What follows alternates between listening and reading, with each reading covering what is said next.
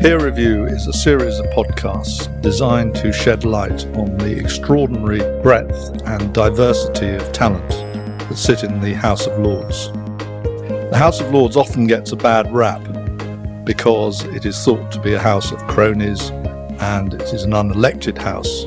But I hope through these interviews you will see that there is this extraordinary talent, there is a great knowledge and experience, and with that I leave you to draw your own conclusions.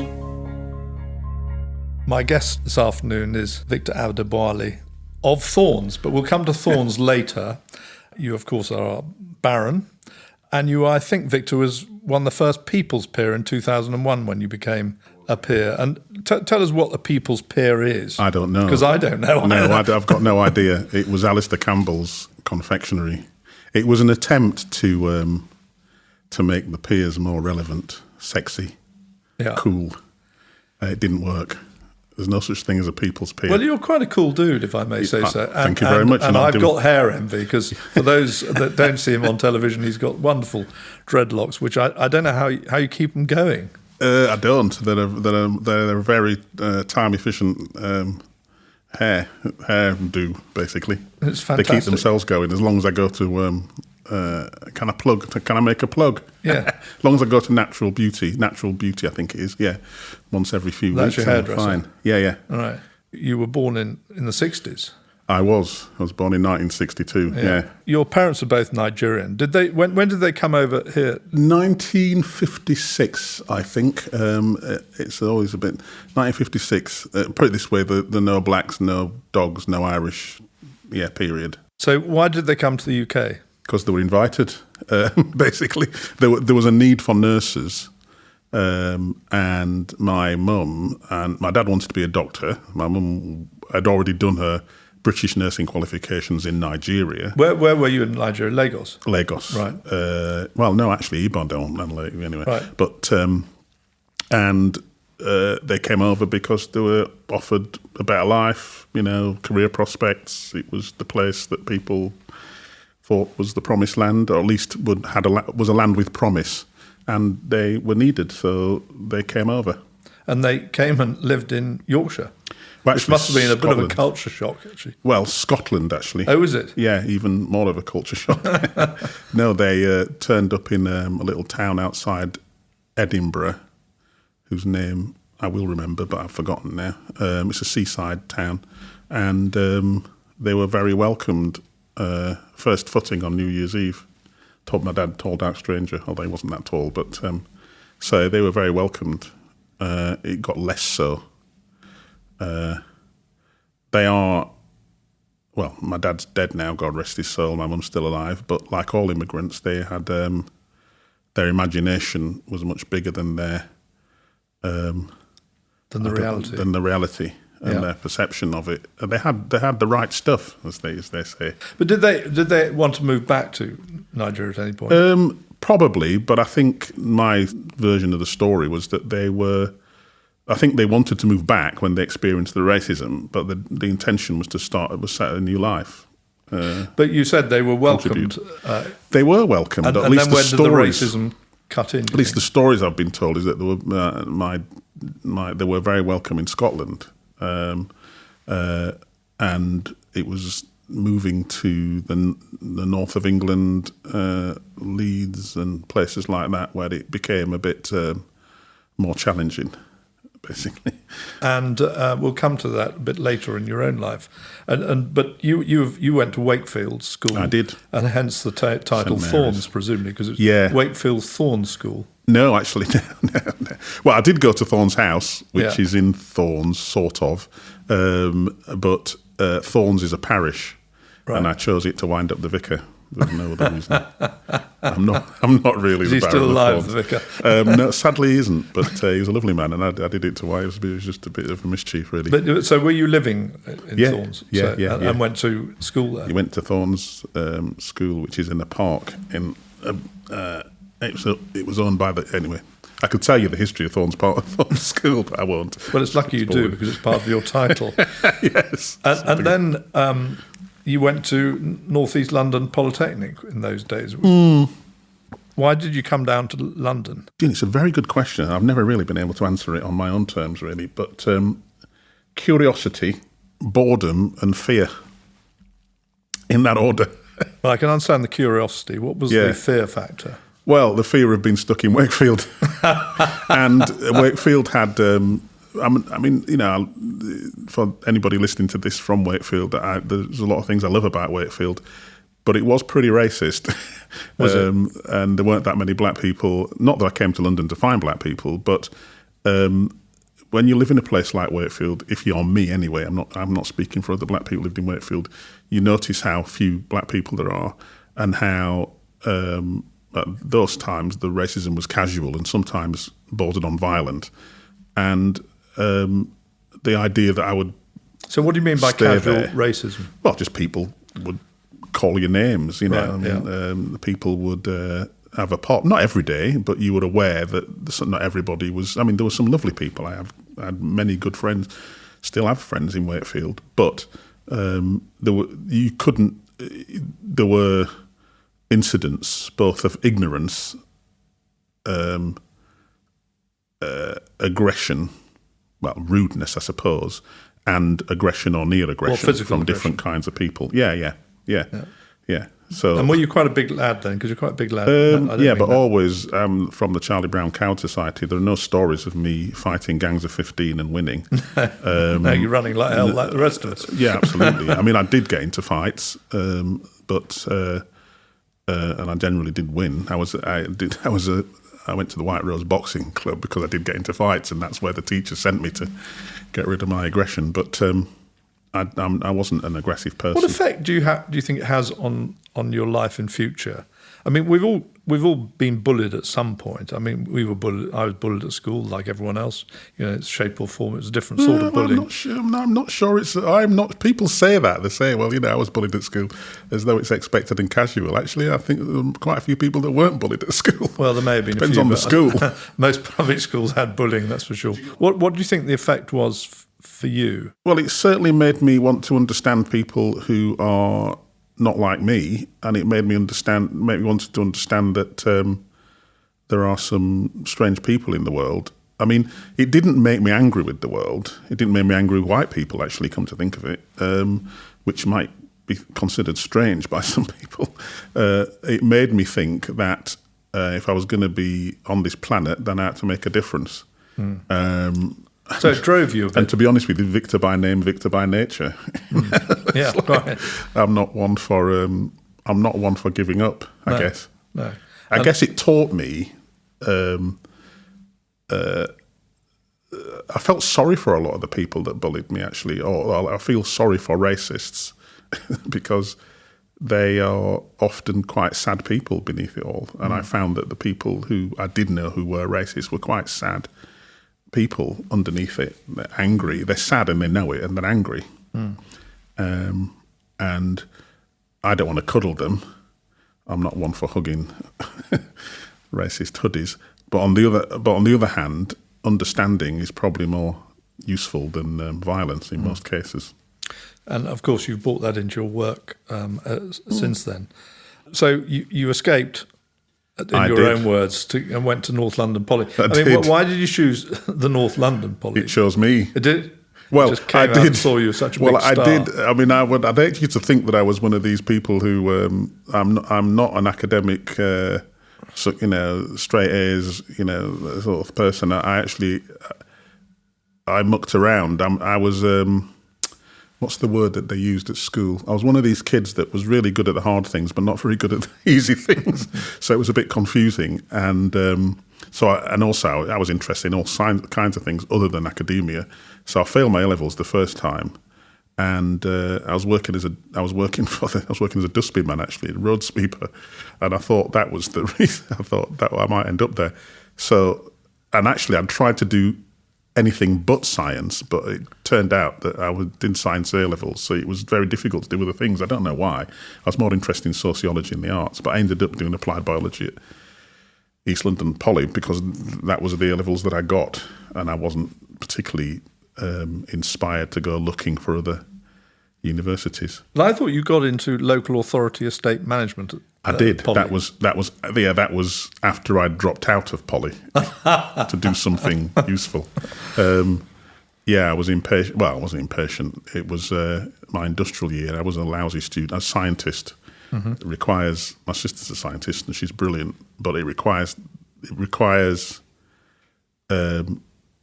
It doesn't respond to creativity and intuitive leaps, although it can do, and most of our discoveries have been made, but not the way I was taught it. So I found it utterly stultifying. So how long were you at poly for? A couple of years, I think. Gosh, you did better than I did. I did 3 months, but Did I was you? only on Well a year. done. I was only on a year's course. But Well done. What was your course, by the way? It was accountancy. Oh, yeah, well, completely understood. I love had people. I known that the local authority estate management would have been available, I might have Well, gone that was a into complete accident, to be honest. But I mean, I like people who dropped out of university. It shows they have imagination. There's honour amongst thieves and things. So you went into local authority estate management. That gave you the experience for the housing associations. It did. I mean, I'd had plenty of time to have a conversation with myself because, I don't want it to sound as though there was no worry. I was deeply, deeply worried because we were poor. There was no trust fund, no going back to live with mum and dad, no nothing. So you were working your way through I dropped out of college and I think I might have been on benefits for 2 weeks, which was horrifying. And because my family, the one thing that was drilled into me, probably wrongly in some ways, which is you never take from this country, you never do benefits. So we lived in a house that was condemned as unfit for human habitation. We would never do a council house, and we wouldn't. My mum and dad never claimed benefits. It just never happened. So I was on benefits for a couple of weeks. I had to get a job. I had been doing a lot of work with an organisation called Newham Community Housing, which I was the chair of, and it was at one point the largest housing cooperative in Europe. And housing, I'd had a conversation with myself, having dropped out of university, which was, well, what do you want to do? And for me, it was about Maslow's hierarchies. It was either going to be food, shelter, clothing, or self-actualization, which I knew nothing about. So it was housing. That's what I was doing. That's what I knew. That's what floated my boat. I'd become a bit of a housing bore, hence the lack of girlfriends. And I got into housing management completely, not by accident, but for some reason, I got onto the graduate scheme at Newham Council, and I can't remember how I did it. I started off in photocopying papers, but you can learn a lot from reading papers that you photocopy, and that's what I did. And so you went to work for a housing association, did you say? I did, after doing my time at Newham. And how long were you there for? Do you know, I knew you'd ask me these questions, and I don't know because it was a bit of a blur. I'm writing my memoirs at the moment. I can't remember. Could be quite useful, I think it might have been 4 years or something like 4 or 5 years. Yeah. But I ended up in estate management. I had a patch in Canning Town, and I worked with Bernie Grant on racial terrorism, racial harassment. The council had changed because it was one of the most corrupt councils in London because it was run by Freemasons, many of whom worked in the office that I started in, and a chap called Barry Simons. But it was a strong Labour council then. It was, yes. Yeah. Still is. Still is, of course. Still is, which is a good thing and a bad thing, I guess, depending on where you look at it. But, it was very corrupt, and he was brought in to sort it out. And I watched that happen. And part of that was to deal with the absolutely incredible racism in the way things were done. And I got a job as a housing manager in Canning Town. Was this for Ujima? No, this was for Newham. For Newham, was it? Yeah, so Ujima Housing Association came later, did it? It came later, yeah. So after Newham, I went to work for Patchwork Community Housing, which was a collective, which I turned into a hierarchy because collectives don't make sense. And that was my job, really, to turn it into a hierarchy. And then I went to work for Ujima. Before then going to Turning Point? Actually, no. After Ujima, I went to run the Alcohol Recovery Project as the chief exec, director. And what? I mean, were you an alcoholic or was it? No. Nothing to do with your own experiences? No, I'd seen enough. You might be now, but you weren't then. I'm drinking tea, everybody. I'm drinking tea. Having seen, if you're a housing manager, you see a lot. You see a lot about people. You see people in there, and poverty, mental health, alcohol, drugs were it was just a perennial challenge, and I got interested in why, what, who, how. I got more interested in that than I was in housing. Although I have to say, it sounds boastful, but I was a very good housing manager. I was good at dealing with domestic abuse cases, but I was fascinated by what it was, and how it was that happened, and what the solutions were. So. When I went to ARP, I was interested in... That's the Alcohol Recovery Project. Yeah, the Alcohol Recovery Project. I was interested in two things. One, the collective thing, how it worked as an organisation, and the issue with which it worked, which is addiction. Yeah, amazing. And then you went to Turning Point, Centre Point? No, then I went to Centre Point, Yeah. I went to work for Centre Point. I specialise in turnarounds, so I became but that was a youth homeless charity. Yes. That was the youth homeless charity. Basically, there wasn't another one that anybody knew about anyway. And you were chief executive. I was, yeah. That was my first chief exec title. And what changes did you make when you took that on? What were the challenges? Crikey. Well, it was losing £1 million a month. Our patron was rumoured to want to drop us, and it was Princess Diana, the most famous woman in the world. We had serious issues around kind of how you provide safety for young people, and there was a lot going on basically. So I had to raise about £4 million in 4 months, something like that. We had to restructure the organisation and retain the patron. And you did? Yeah. And it didn't lose so much money? Nope. Well, that's a great achievement. And we grew it, I think. Brought you into headline. So Turning Point. So Turning Point was, it was just an accident. It was called Turning Point. Turning Point was much bigger than Centre Point. It was turning over, I think, about 15 million. But it was losing money. And this was dealing, again, with complex social needs of young homeless. No, nothing to do with youth. It had learning disabilities. This was a serious provider of learning disability services, drug and alcohol services, mental health services, probably more learning disability services than anything else. But it also had it ran the Lighthouse, which was the HIV service as well. And again, it was in a bit of it had a lot of problems financially and structurally as well. Lots of internal debates about the structure of the place and what it was for. And I took it on like a fool. And I'm one of these people. I'd like to leave organisations better than I found them. And indeed, which doesn't mean perfect, but better than I found it. You left that to go to Social Enterprise UK? No. Or was that done? I was there for 19 and a half years, right? So, and I grew Turning Point, because it's never just one person. When people go about that, it's a bit weird when people do that. But I grew it from 15 million with the team, various teams, to 140 million. And we had 300 locations, and I think our substance misuse service looked after about 100,000 people. We had done some groundbreaking things in terms of how you design services and all that. And I was tired. I was exhausted. I bet you were. Exactly. Yeah. I didn't realise it actually, how exhausted I was. And I think my family was suffering, my friends, I didn't have any really, because I was working all the time. And I just got used to doing 16, 17-hour days. And I think I just But it became the constant struggle for those that for those that were struggling.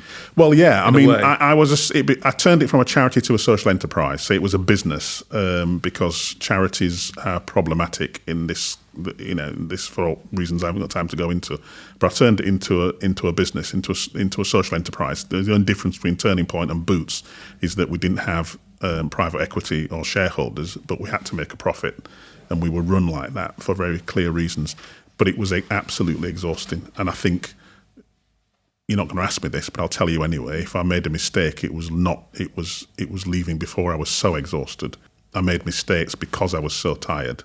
And I had people behind me who were chomping for the job. Yeah. And that's fine, but I think I was just too tired to really plan my departure. Do you think there's a period, a sort of norm period, that you should stay in a job? Not really. I'm not one of these people. I can accept that. Some people think it should be 10 years. But no, I think you should stay until you've done a job well enough to be able to leave. I'm not one of these. I look at people's CVs sometimes, and they've done 3 years there and 3 years here.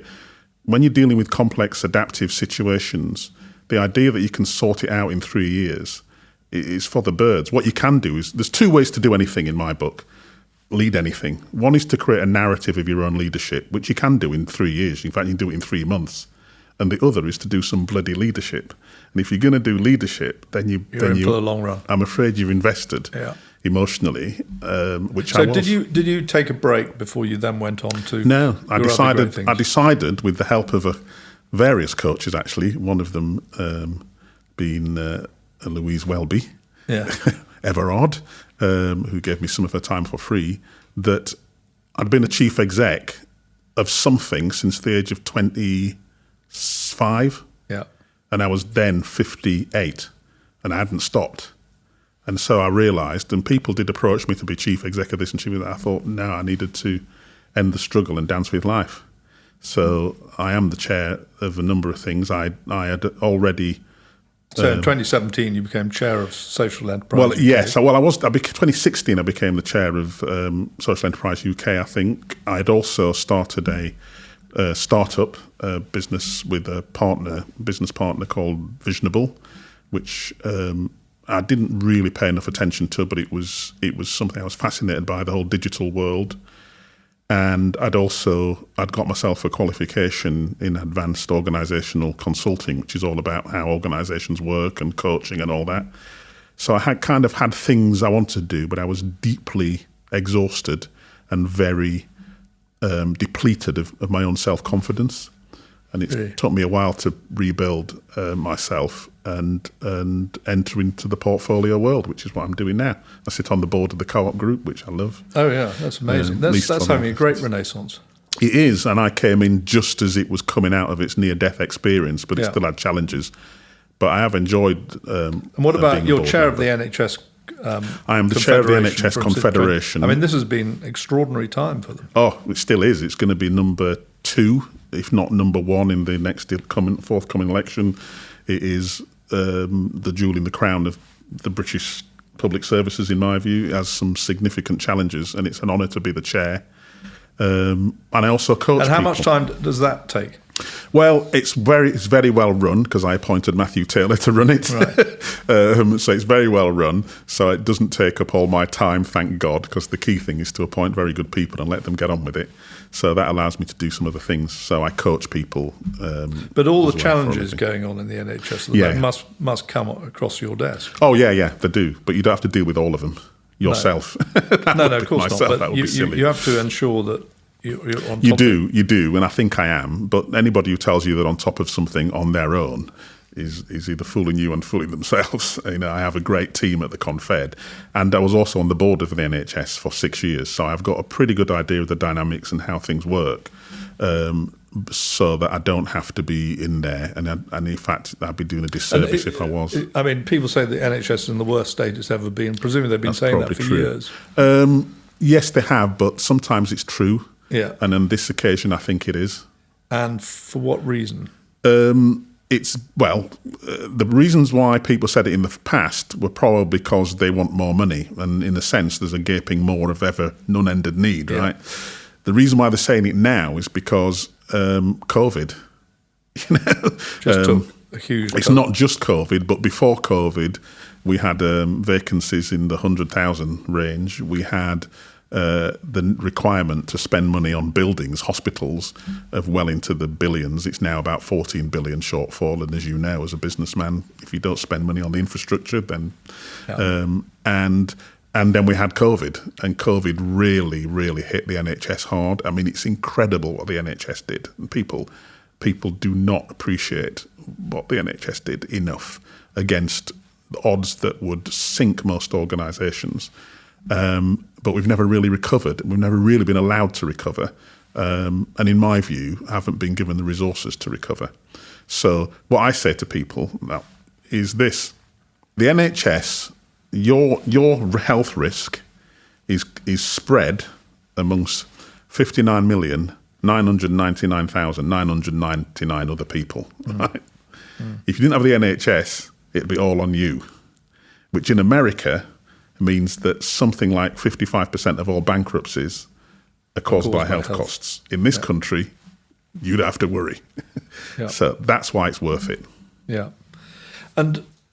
I mean, inevitably, because the whole country's put on furlough, funds got diverted away from the NHS, and we're still paying catch up on that. Well, I was there. I don't know whether you were there.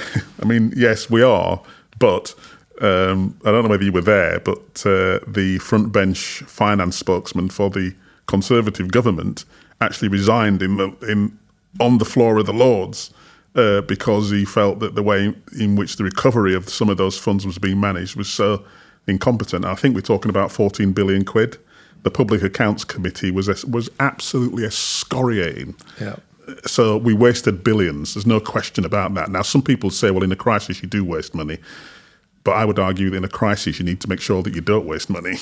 Well, that's true. But no one had a crisis like it, in fairness to them. Not that I'm... But well, but just moving on from these crises. I mean, you're in a mixed marriage, which is amazing. Do you have your children? Is it? No, which shows I'm just in a marriage. You're in a marriage. But have your children faced the same sort of racism that you? Yes, I mean racism's a subtle thing. Yeah. In fact, in some ways, this is going to sound weird, but it's better to know you're facing racism because you're in front of a racist, than actually have it embedded in the system, in the processes, in the way that things are done. And so, my kids have faced, and I've brought them up to understand that that's what's going to happen. Yeah, and you've been able to give them real support in that, I guess. Well, yeah, I mean, I've got a son. He's a young man. He's very quiet. He's very intelligent and I like to think well brought up. But I've had to sit him down and talk to him about how to deal with the police because he will be stopped. He will be discriminated against. It's guaranteed. And I don't know a black man in London anyway with a son who hasn't sat down and had that conversation. Yeah. And how important to you and to them are your roots in Nigeria? Do you still go back? I mean, I've probably been there more than you have in the last few years. But... Well, to be honest, you have. And there's an excellent book by a chap called Tomiwala Owolade called This Is Not America, in which he points out that someone like me, I'm 62 years old, has probably got more in common with the 62-year-old bus driver who drives the bus down my road than I have with an equivalent 62-year-old in Lagos. Yeah. And that's true. Yeah. I pay my taxes here, I live here, I was educated here. Yeah. I'm as British as you are. So Nigeria is not really a feature in... well, I'm not... I mean, because there are a lot of Nigerians in the UK. There are. Well, there are. I mean, they own big chunks of London for a start off and Gatwick Airport. But I think I am British. I don't have an argument. I'm not suggesting... There's no debate with that in my mind. But I am of Nigerian heritage, and I'm proud of that heritage. Yeah. There's no reason not to be. One only has to see the Benin Bronzes to see that that's there's a deep and complex society from which many countries in the world have learned. But I can't. I've been there once. Yeah. And so as you say, you've been there more than me, and you're probably more Nigerian than I am. And in terms of the Lords. How much time do you spend there?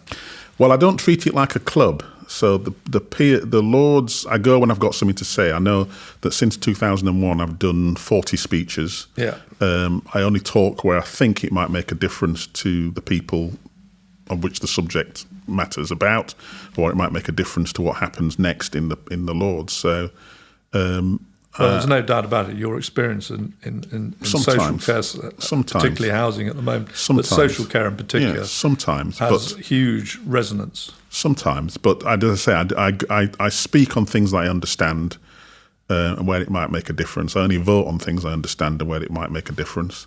And those are the rules, basically, which means I don't go in as often as many, basically. I've been going in quite a bit of late, though, because of the Rwanda bill and other things. I spoke on the Windrush debate. Yeah, of course. But I'm going to speak more on things related to business and finance, I think, going forward, because that's good. I am interested in how there's no real distinction between what I've done with organisations I've worked with and some of the things that will need to happen in that world. Yeah. Well, Victor, you're a huge hero to I doubt that very the much. people you represent, and I thank you very much indeed for very joining kind. us. I haven't done anything, to be honest. I've just done jobs. But thank you very much. You've done them pretty well. Very kind of you. Thank you.